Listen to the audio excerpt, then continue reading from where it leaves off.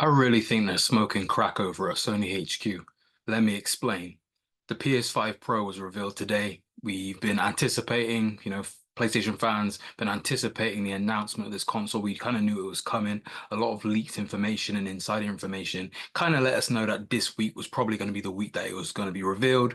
Sony did like a little 10-minute presentation for the console earlier on today, and we need to talk about the price. Now, I would consider myself to be like on the top end of being a PlayStation consumer in terms of when it comes to a more niche product like the PlayStation 5 Pro and who it's aiming for. I'd consider myself to be the target audience because I buy into the PlayStation brand as a consumer and buy into their ecosystem, as you will, quite a lot, and I do the same for Apple as well. I own a lot of Apple devices, I own a lot of PlayStation devices. I will always buy their consoles on launch. I bought the PS4 Pro on launch. I buy a number of different peripherals, multiple controllers. I buy their PlayStation branded wireless headsets. I've recently bought the PlayStation Portal. You kind of get what I'm trying to say. So when it comes to all these additional extras that they try and push to their consumers, I'm usually the type that ends up buying them. Not because I just get tricked into buying them, but because I actually have an interest in these products, see value in these products, and don't mind spending that extra premium cost to get a product that PlayStation have built for their PlayStation device. So I don't really have an issue with it from that perspective. In regards to the PS5 Pro itself, obviously it was going to be more expensive than what the base PS5 was, which, if I remember correctly, in the UK was between 400 and 450 pounds for the disc-based PS5 on launch, which back then I thought that was a fair price, and I still do now. Obviously, this new console is going to cost more than that. I think a lot of people were estimating in the ballpark of £600, and I think a lot of people pushed back on that immediately and said £600 is a lot of money, which it is. But from my perspective, I've always felt, well, if it's going to give what I want, give me what I want out of the console, then I have no issue spending the money. I have no issue spending more money on a product if it delivers what I want it to deliver. Now, the big caveat with that for me is I do believe that the base PS5, especially from the perspective of Sony's own first party studios, I believe that that base console hasn't been fully maximized and utilized by developers yet. And like I said, especially the first party developers like your Naughty Dogs, like your Sucker Punch, because for some of them, we haven't seen any new games from them this generation. And it's usually the first party developers that can get the best out of a console. So on that basis alone, I somewhat think, is it time for a PS5 Pro? Because we haven't got all what we can mine out of this console that we've already bought. And I can understand anyone else that has that thought process. On the contrary to that, within a lot of third-party games and first-party games, to be fair, but Sony aren't really making enough of these first-party exclusives to use this in this kind of argument. But on the contrary, for a lot of the games I've been playing in recent years, especially this year, I am noticing significant flaws or flaws that are significant to me within the graphics and performance options that they offer. So most games nowadays, you get a quality mode or fidelity mode that runs at 30 frames a second with high resolution. It might be like dynamic resolution, upscaled resolution, 1440p upwards. And then you usually have your performance option, which gives you your 60 frames. This is my preference because I prefer to play games at 60 frames a second.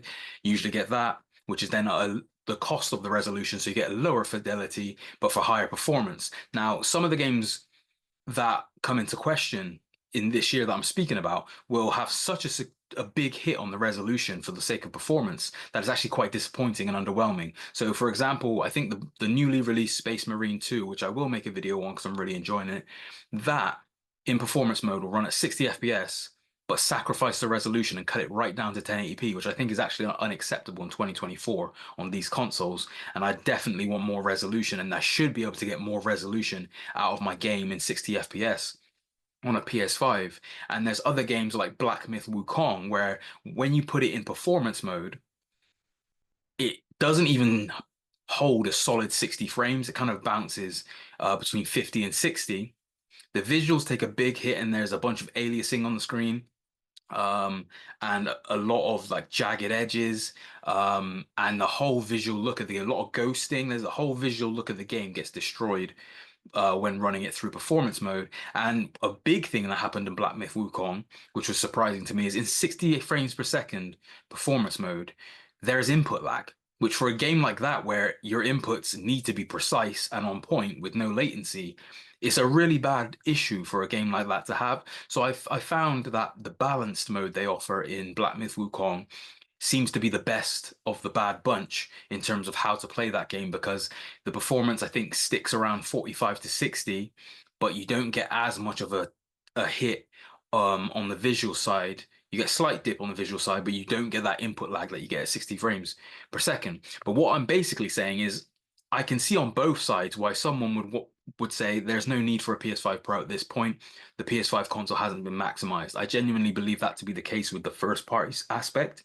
But on the other side of the equation, I do see in my own personal playtime with games on my PS5 a lot of room for improvement in terms of performance and fidelity, and I would very much like that. So I, being that Sony consumer that does tend to buy into their products for PlayStation, and I have got a Sony OLED TV as well, I have an interest, a baseline interest in the PS5 Pro in terms of I want to see what it is, how much it's going to cost, and give Sony the opportunity to sell this machine to me as a consumer who is actively looking for something to improve my PlayStation experience.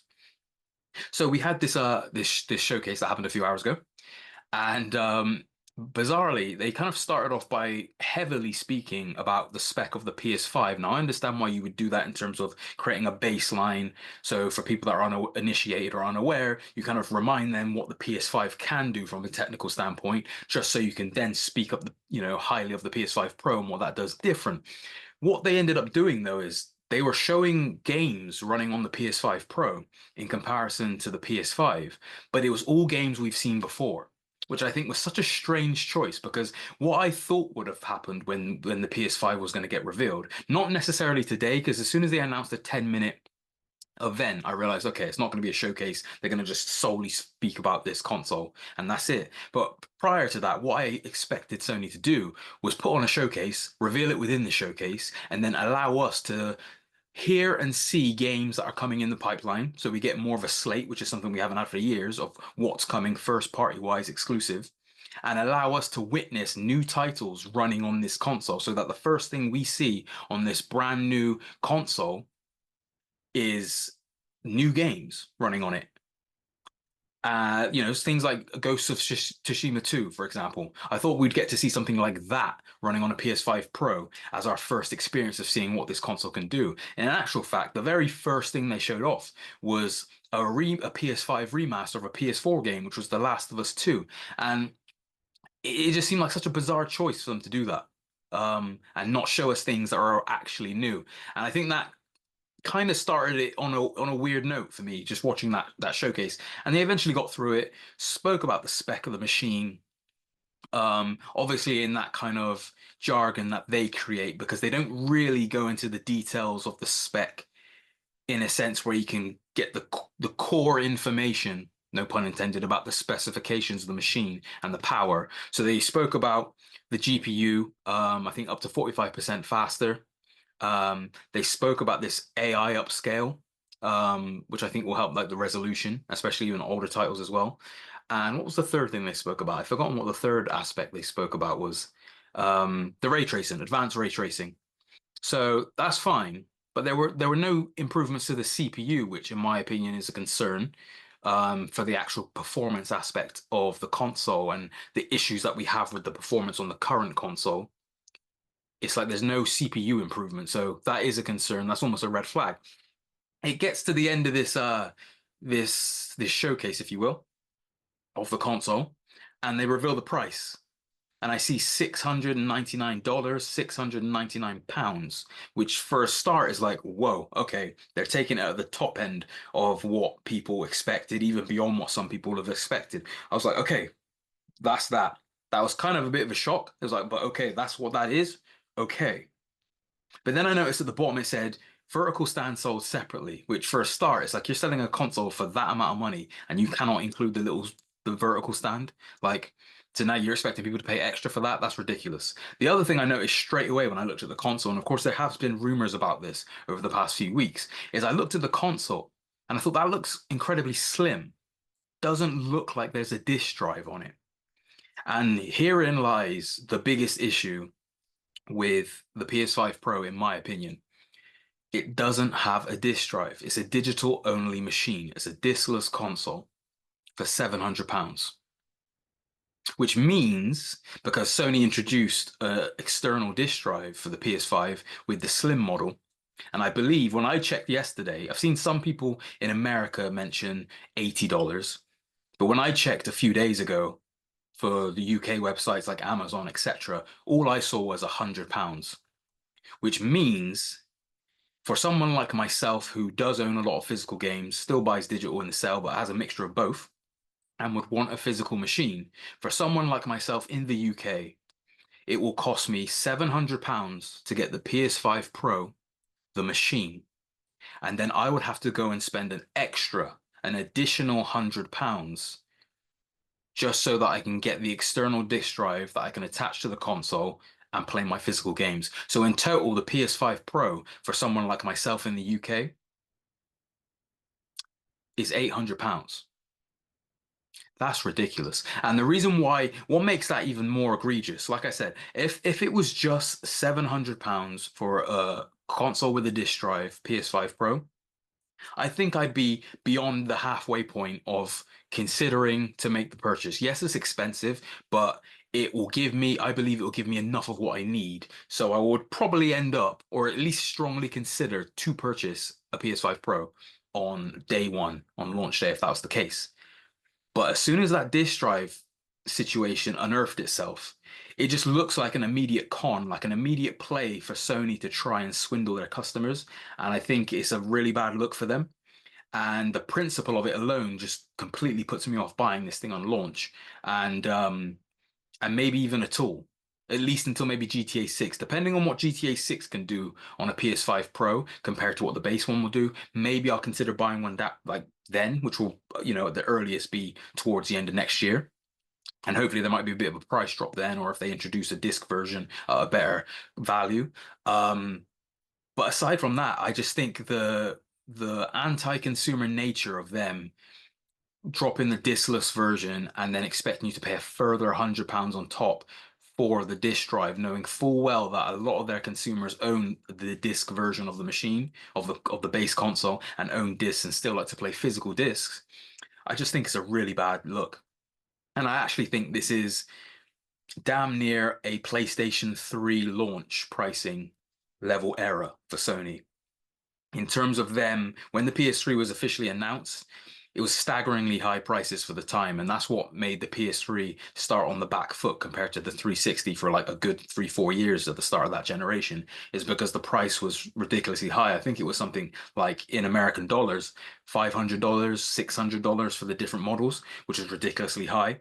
And like I said, my concern with this console is the fact that it's so blatantly clear that Sony are just trying to take some extra money from us in a really cheap way. And like I said, in terms of the console itself and that pricing, fair enough.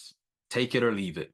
If it suits your needs and you think it will, that's going to be worth the value of £700 for you. Take it or leave it. I could have dealt with that fine. I could have made my decision and been fine with the price point, whether I was going to get it or not. But it's the fact that, and you can see by the way they marked it in this video, because there was no mention of the lack of disk drive in this video, not even in the immediate small print, like where it said about the vertical stand being missing. And then even on the blog post, it mentions that there's no disk and you'll need the disk drive, but it doesn't mention the price in that blog post. It's so blatant that they're trying to bury that part of the pricing, if you will, and just run with that 700. And I just think it's quite egregious. And I think it's a shame, but I think it's also a product, a factor, a result, shall I say, of Xbox failing to provide any substantial competition to PlayStation nowadays. Xbox has basically bowed out from the generation in terms of being substantial competition for Sony. And I think this is a result of it in some ways, where they know they've got domination over the market. They know this is going to be a niche aspect of the console sales. I mean, I think they said at some point the information came out that I think 15% of the PS4's overall sales were PS4 Pros. So it's going to be a small, although they all want to sell them, of course, it's going to be a small percentage of the overall sales of the lifetime sales of the console that it's going to make up. But I think they've missed the mark with this pricing in a way that they haven't done since the PS3's announcement. And it's going to be interesting to see how this plays out, in my opinion, because online, you look online, the majority of it, 90%, beyond 90% of what you see online is negative in terms of how people are reacting and responding to this price point and the disk drive and the vertical stand aspect of it and how it's all being sold separately. So, and you even look at their own post, so like the blog post announcing this on Sony's Twitter page or X page and on the PlayStation X page. If you look at the comments, a lot of it's negative, and I've only seen a few people out of the hundreds of responses I've seen so far say that they're actually definitively going to buy this on day one. And I do think those people are people that don't play physical games, so I can understand it from that standpoint. Someone that's doesn't play any physical games, doesn't own any, strictly plays digital. If you're moving on from a digital PS5 to a digital PS5 Pro, I can understand that because, like I said, the base price point for what it's offering, you could still question whether it's actually going to be worth that amount of money and whether it's going to deliver on its promise. But someone willing to take that leap on launch day, I can understand if you don't play physical games. But I think for all of us that do play physical games as well and would want a disc drive, for people that watch 4K Blu-ray films as well and want to have that disc drive, I think that is the egregious part of this and the part that I think Sony have really got wrong in terms of their pricing with this machine. And then also, like I said, just using remastered PS4 games to show off the machine is just so strange. It's like, and I'm assuming we're going to get a showcase in a couple of weeks. There's rumors that there'll be a showcase by the end of the month that will show the new games. But I just think it's so strange to show these two things separately. But I guess now that we see the pricing structure of this console, I guess maybe they wanted to separate it just so that the overall reception of a showcase didn't turn negative when they announced this at the end of it. But that's my thoughts on the PS5 Pro, its reveal, its pricing. Whether I'm going to buy one right now, no. Right now, quite clear cut, no, I'm not going to buy one on launch day. And then, like I said, the main reason for that is primarily because of that disk drive. I just think that's such a blatant anti-consumer move that is just so blatantly displaying that they want to just take extra money out of people unnecessarily that I can't buy into that personally. And I don't know if there's going to be a price drop. I doubt there will be a price drop within the next year or so, especially when GTA is going to be on the horizon. But maybe if they can do a different bundle, a better value proposition with the disk drive included, maybe I'd consider it then, especially if the console releases, people get their hands on it and say that actually the improvements of it are worthwhile. But I'll have to wait and see for that. And it's going to be interesting to just see how this goes. I think 26th of September is when the pre-orders go live.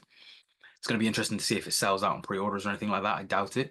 And then it's going to be interesting just to see how the launch is, whether it's going to have a successful launch or a very soft launch like the PlayStation VR 2. And maybe it'll be a case where, like the PlayStation VR 2, it gets a few months afterwards and they've got like a mountain of stock that they can't get through.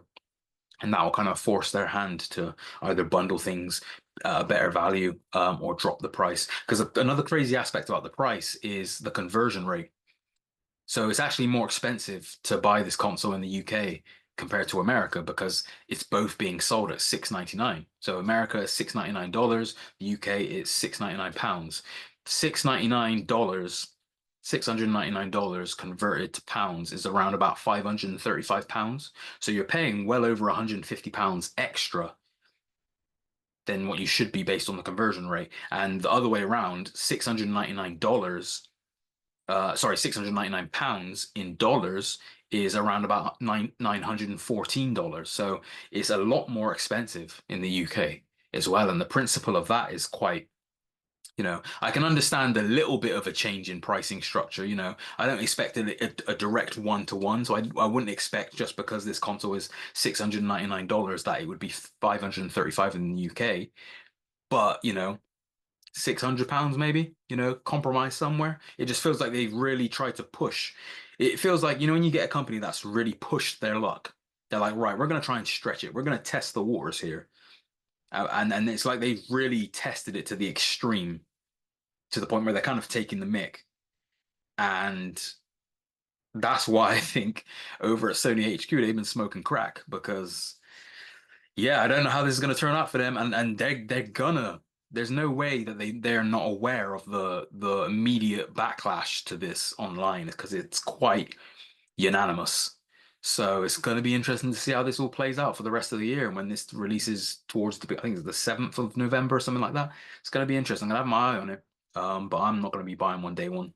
You know, I think there's a slim 1% chance at this current time that I'm going to buy one of those day one. And it's mainly because of the disk drive, like I said. But anyway, that's my thoughts on the PS5 Pro as of now. Thank you for watching the video. Help me out by hitting the like button. If you like this video, subscribe so you don't miss any future buttons, and hit the notification bell so you don't miss any future videos on this channel. And feel free to comment because I want to know your thoughts. I want to know everyone's thoughts about this PS5 Pro, the pricing, if you're going to buy one. Let me know your thoughts in the comments below. I want to hear what everyone has to say about it. Thank you very much, and I'll speak to you guys in the next video.